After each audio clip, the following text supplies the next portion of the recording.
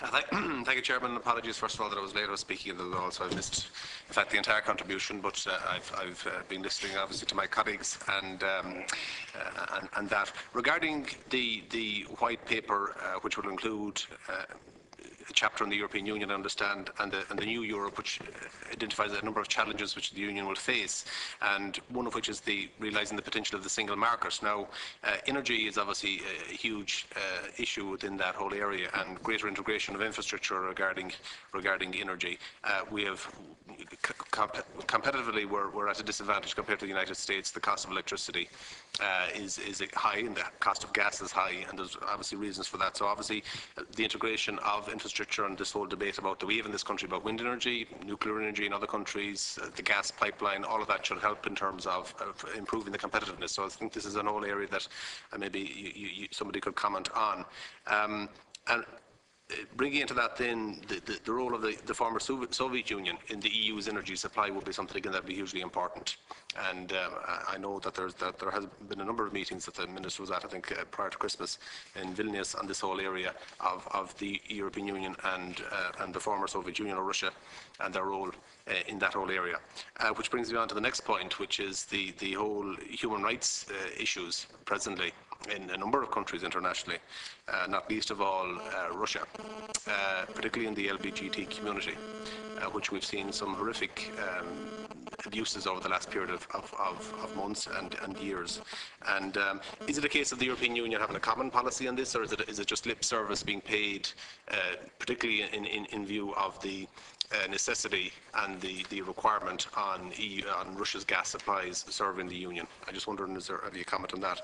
And also on that whole area, if you talk about future enlargement of the Union eastwards, again, there's a number of countries there where you'd be suspect about the hold that Russia has on them, and also in relation to their human rights, particularly with the LGBT community.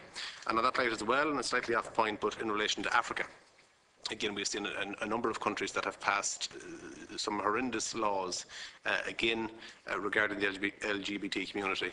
I think there was one where pretty much the death penalty was a solution, although that was retracted to life imprisonment for, it's horrendous and ridiculous stuff in this day and age.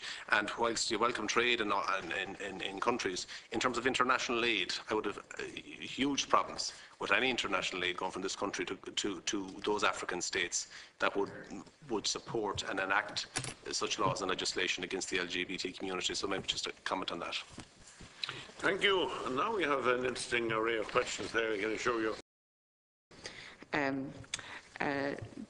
Deputy Kyne, Energy, I will leave to Pat. The role of Russia and human rights, and the role of Russia in EU energy, of course, is a factor.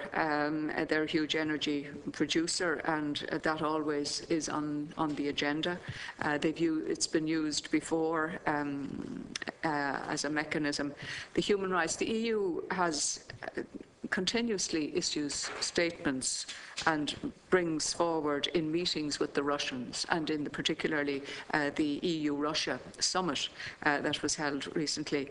They will raise these issues, particularly the issue of the lesbian, gay, and the Russian attitude in that regard. You can certainly be assured that that is always raised at a high level. Africa human rights.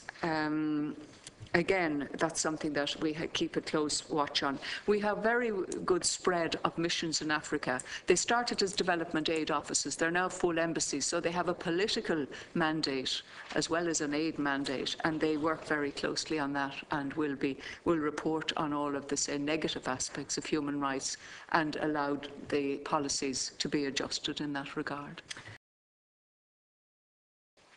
In terms of the Deputy Kyle's comment in relation to a balanced climate and energy policy,